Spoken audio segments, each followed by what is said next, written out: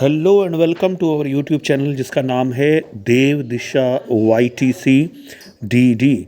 स्वागत है आपका हमारे इस यूट्यूब चैनल पर जिसका नाम है देव दिशा YTC DD।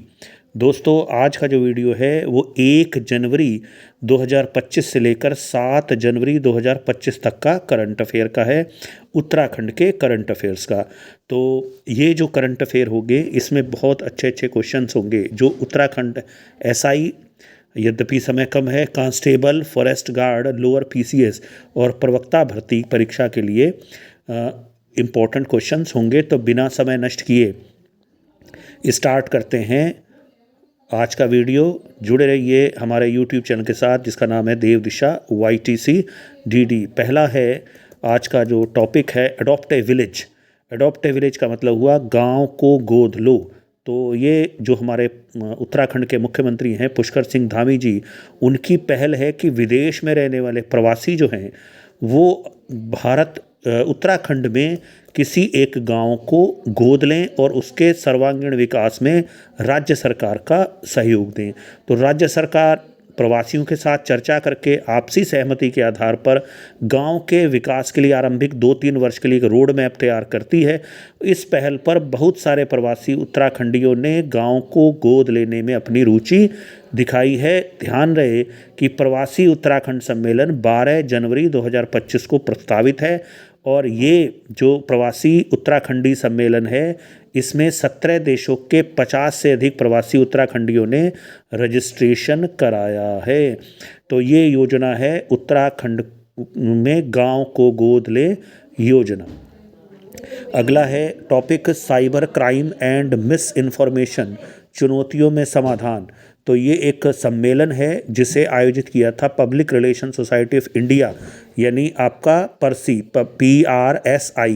PRSI public relation society of India Dehradun द्वारा 5 जनवरी को ये इस विषय पर एक टेबल कॉन्फ्रेंस का आयोजन किया गया था, सम्मेलन का आयोजन किया गया था। इस सम्मेलन का उद्देश्य साइबर अपराध, जैसा आप देख रहे हैं साइबर अपराध बहुत बढ़ता जा रहा है और गलत सूचना के बढ़ते खतरों पर जागरूकता बढ़ाना था और उनकी चुनौतियों का समाधान ढूंढना था। साइबर अपराध का जो नंबर है, यहाँ से थोड़ा सा, साइबर अपराध का जो नंबर है वो 1930 है। इसके माध्यम से 1930 के माध्यम से नागरिक ऑनलाइन साइबर अपराध और वित्तीय धोखाधड़ी की शिकायत कर सकते हैं। तो आप ध्यान रहे, अगर आपको कोई साइबर अपराध आपके साथ कुछ होता है, घटित होता है, तो आप 1930 पर डायल कर सकते हैं। ये साइबर अपराध की हेल्पलाइन है।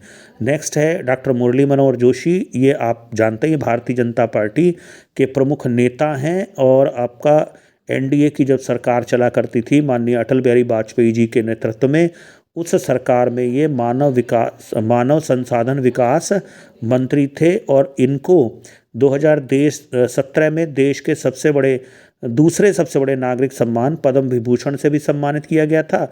अब ये चर्चा में क्यों है? क्योंकि इनका जन्म था 5 जनवरी को और मुख्यमंत्री पुष्कर सिंह धामी जी द्वारा इनसे मुलाकात की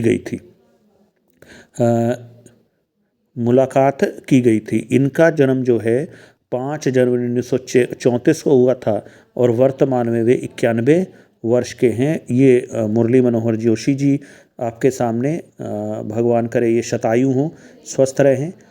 नेक्स्ट हमारा जो इसके बाद टॉपिक है वो है प्रथम अंतर्राष्ट्रीय प्रवासी उत्तराखंड सम्मेलन। प्रथम अंतर्राष्ट्रीय प्रवासी सम्मेलन जो है वो 12 जनवरी को देहरादून में प्रस्तावित है और आपका राज्य सरकार इसको करने के लिए प्रतिबद्ध है इस सम्मेलन को। और इसमें 17 देशों के 50 से अधिक प्रवासी उत्तराखंडी इसमें प्रतिभाग करेंगे। सम्मेलन में निवेश की संभावना वाले क्षेत्र जैसे वेलनेस है, कौशल विकास, विदेश में रोजगार, उच्च शिक्षा और आपका उद्यान व जड़ी बूटी के क्षेत्र में संभावना जैसे विषयों के सत्र होंगे। ज्ञात रहे कि 18वां प्रवासी भारतीय दिवस सम्मेलन 8 से 10 जनवरी में तक उड़ीसा के भुवनेश्वर में आयोजित होगा। तो ये आपका पीबीडी है, प्रवासी भारतीय दिवस। ये 18वां प्रवासी भारतीय दिवस है जो 8 से 10 जनवरी तक उड़ीसा में भुवनेश्वर में आयोजित होगा। और इसी दौरान हमारे प्रदेश में भी प्रवासी उत्तराखंडी सम्मेलन होगा और इसमें 17 देशों के 50 से अधिक प्रवासी उत्तराखंडियों ने भाग लेने के लिए अपने आप को रजिस्टर्ड कराया है। तो ये हमारा ये प्रवासी उत्तराखंड सम्मेलन होने वाला। नेक्स्ट आपका जो चर्चित व्यक्ति है वो सुभाष राणा। ये वर्तमान में मूल रूप के टिहरी हैं और वर्तमान में दिल्ली में निवास करते हैं। इस वर्ष इनको द्रोणाचार्य पुरस्कार दिया जाएगा। ये खेल प्रशिक्षक हैं। केंद्रीय खेल मंत्रालय ने खेल प्रशिक्षक सुभाष राणा को द्रोणाचार्य पुरस्कार देने की घोषणा की है। और सुभाष राणा 2020 में जो ओलंपिक हुआ था पैरालंपिक, इस पैरालंपिक टीम को प्रशिक्षण दे चुके हैं और इस टीम ने 5 मेडल टोक्यो पैरालंपिक में जीते थे। और ये जो सुभाष राणा है ये अंतर्राष्ट्रीय निशानेबाज जसपाल राणा के भाई हैं। राणा परिवार में सुभाष राणा जो हैं वो द्रोणाचार्य अवार्ड प्राप्त करने वाले दूसरे खेल प्रशिक्षक बन गए हैं। जसपाल राणा इनके जो भाई हैं उनको 2020 में द्रोणाचार्य पुरस्कार से सम्मानित किया गया था। तो ये एक निशानेबाज परिवार से हैं सुभाष राणा और जसपाल राणा। द्रोणाचार्य अवार्ड इनको प्रदान किया गया। कौतिक इंटरनेशनल फिल्म फेस्टिवल ये आपका उत्तराखंड में नैनीताल शहर में आयोजित हुआ था। कौतिक का मतलब आप जानते ही हैं, मेला होता है। इसकी शुरुआत जो हुई थी 2 जनवरी 2025 से हुई थी और इसमें जो मुख्य जो एक तरह से अतिथि है वो मार्कोस कारवाह थे और इनका कारवाह हैं। और इस 3 दिन चलने वाला ये फेस्टिवल है। इसमें 32 फिल्मों का चयन किया गया है और पहले दिन आपका वॉइस ऑफ डॉग्स की स्क्रीनिंग की गई थी जिसके निर्देशक मोहम्मद रजा नाजी हैं। नेक्स्ट अगला जो टॉपिक है, चार धाम यात्रा के लिए बनेगी धर्मस्व व्यय तीर्थाटन परिषद। तो धर्मस्व व्यय तीर्थाटन परिषद बनाने की बात उत्तराखंड सरकार द्वारा धर्मस्व व्यय तीर्थाटन परिषद ये बनाने की बात कही है। और ये सभी हितधारकों के यथा तीर्थ पुरोहितों के संघ, होटल एसोसिएशन, पंडा पंचायत, डांडी कांडी, घोड़ा खच्चर संचालकों के साथ बैठक में ये निर्णय लिया गया है कि उत्तराखंड में धर्मस्व एवं तीर्थाटन परिषद का गठन किया जाएगा। और ये जो गठन किया जाएगा ये उत्तराखंड के 4 धाम के लिए किया जाएगा। आप जानते हैं गंगोत्री, यमुनोत्री, बद्रीनाथ, केदारनाथ ये उत्तराखंड में 4 धाम हैं। तो इसके बाद हमारा नेक्स्ट आता है जो चर्चा में सोनी बिनसर बर्ड म्यूज़ियम। ये सोनी बिनसर बर्ड म्यूज़ियम कहाँ पर है? अल्मोड़ा जनपद में है। और ये यहाँ पर सोनी बिनसर में बर्ड म्यूज़ियम बनाए जाने की घोषणा की गई है। तो ये बर्ड्स यहाँ 50 से अधिक प्रजातियाँ बर्ड्स की रहती हैं। तो अगर ये बर्ड म्यूज़ियम बनता है तो यहाँ पर टूरिज़्म और जो स्थानीय रोजगार टूरिज़्म के ज़रिए से मिलने की संभावना बढ़ेगी। King Kang cup international badminton ये ओपन टूर्नामेंट ये कहाँ पर हुआ था? ये प्रतियोगिता हुई चीन के शेजेन में और ये थोड़ा सा 27 से 29 दिसंबर तक हुई थी। और जो ओलंपिक चैंपियन है लिन डैन इनकी ओर से आयोजित किया गया था ये king cup international badminton open. ये हमारे उत्तराखंड के लक्ष्य सेन द्वारा इसमें कांस्य पदक जीता गया था और इसमें विश्व के श्रेष्ठ 8 बैडमिंटन खिलाड़ियों को शामिल किया गया था। 12वीं रैंक वाले हैं विश्व में लक्ष्य सेन और इन्होंने इस प्रतियोगिता में 3रा स्थान प्राप्त किया था। और इन्होंने फ्रांस के एलेक्स लाइनर को सीधे सेटों में 21-17, 21-11 से हराया था। तो ये लक्ष्य सेन के उपलब्धि है। लक्ष्य सेन उत्तराखंड के अल्मोड़ा से संबंधित हैं। आपने ज़रूर नाम सुना होगा लक्ष्य सेन, चिराग सेन। नेक्स्ट है ग्रीन बोनस। तो ग्रीन बोनस क्या चीज़ होती है? ग्रीन बोनस वह धन है जो किसी राज्य, देश या समुदाय द्वारा हरित आवरण यानी पेड़ पौधों के, वन्य जीवों के लिए के संरक्षण के लिए किए गए प्रयासों के लिए दिया जाता है।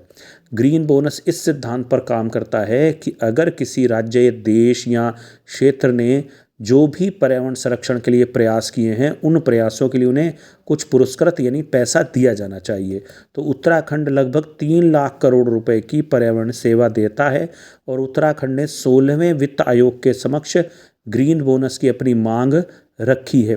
अब इसमें जो एग्जैक्ट रिपोर्ट तैयार करने के लिए, तार्किक रिपोर्ट करने के लिए उत्तराखंड सरकार द्वारा अल्मोड़ा स्थित गोविंद बल्लभ पंत राष्ट्रीय पर्यावरण संस्थान को ये जिम्मेदारी सौंपी गई है। ये पर्यावरण, आपको ग्रीन बोनस दिखाई दे रहा है, ग्रीन बोनस मतलब आपका पेड़ पौधों को संरक्षित करने के बदले में दिया गया धन है। अब थोड़ा सा 16वें वित्त आयोग को देख लेते हैं, क्योंकि जो जुड़े हुए प्रश्न होते हैं उन पर ही प्रश्न बन जाते हैं। तो आपका 31 दिसंबर 2023 को 16वें वित्त आयोग का गठन किया गया। इसके अध्यक्ष डॉक्टर अरविंद पनगड़िया हैं और ये 2026 से जो शुरू होगा उसके अगले 5 साल के लिए ये होगा और ये 31 अक्टूबर 2025 तक अपनी रिपोर्ट दे देंगे। और ये भी आप जानते हैं कि वित्त आयोग का गठन, जानते होंगे, जानना जरूरी भी है, भारत के राष्ट्रपति द्वारा किया जाता है और संविधान के अनुच्छेद 280(1) के तहत किया जाता है। इसमें अध्यक्ष के अलावा अजय नारायण झा, इसके अलावा ये है एनी जॉर्ज मैथ्यू, डॉक्टर मनोज पांडा व सौम्या कांति घोष, ये 4 सदस्य हैं। और ऋतिक रंजन पांडे इस आयोग के जो IAS हैं, इस आयोग के सचिव होंगे। ये आपके सामने डॉक्टर अरविंद पनगड़िया की तस्वीर आपके सामने आ रही है। अब चूंकि तार्किक रिपोर्ट कौन तैयार करेगा, गोविंद बल्लभ पंत राष्ट्रीय हिमालयी पर्यावरण संस्थान उत्तराखंड के ग्रीन बोनस की मांग के लिए, तो इसके बारे में भी थोड़ा सा पढ़ना जरूरी है। जैसे मैंने कहा कि कुछ एक बड़ा टॉपिक होता है, इसके साथ में जो छोटे टॉपिक जुड़े होते हैं उन पर भी प्रश्न बन जाते हैं। तो ये जो पर्यावरण संस्थान है ये आपका उत्तराखंड के अल्मोड़ा में है। इसकी स्थापना 1988 में की गई थी, मुख्यालय अल्मोड़ा में है। इसके अतिरिक्त इसकी इकाइयाँ हैं, यूनिट्स हैं श्रीनगर, कुल्लू, सिक्किम, ईटानगर तथा नई दिल्ली। तो ये इसकी 5 इकाइयाँ हैं और ये आपका इसमें आप देख रहे हैं यह है गोविंद बल्लभ पंत राष्ट्रीय पर्यावरण संस्थान।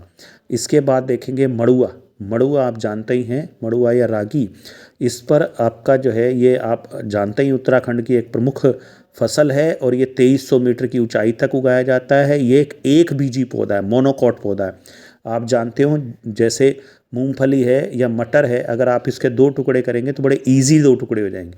तो ये होते हैं डाइकॉट यानी द्विबीजपत्री।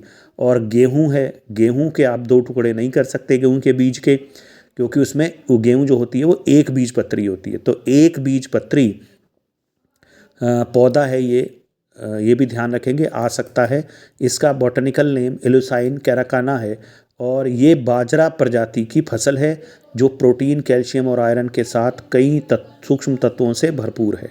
तो इस साल अब ये चर्चा में क्यों है, क्योंकि उत्तराखंड सरकार द्वारा 3100 मीट्रिक टन से अधिक मड़ुए की खरीद की गई है और सरकार ने इस साल मड़ुआ जो किसान हैं या किसान जो मड़ुआ बोते हैं उनको जो भुगतान किया है वो 4200 रुपये प्रति कुंटल का MSP दिया है। तो ध्यान रखेंगे, ये पूछा भी जा सकता है कि मड़ुआ का समर्थन मूल्य क्या है। तो मड़ुआ उत्तराखंड का सुपर फूड है, इसका समर्थन मूल्य है 4200 रुपये प्रति कुंटल। तो ये हमारा छोटा सा वीडियो था 1 जनवरी से लेकर 7 जनवरी 2025 तक। कोशिश करेंगे कि जल्दी से जल्दी वीडियो, यानी अगर डेली बेसिस पे हो पाएगा तो डेली बेसिस पर भी ये वीडियो आप तक पहुंचाए जा सकते हैं, नहीं तो 2 दिन में ये हो सकता है कि 2 दिन बाद ये कर लें। तो ये जो वीडियो था वो 1 जनवरी 2025 से लेकर 7 जनवरी 2025 तक था। तो जुड़े रहिए हमारे YouTube चैनल के साथ जिसका नाम है देव दिशा YTCDD। धन्यवाद।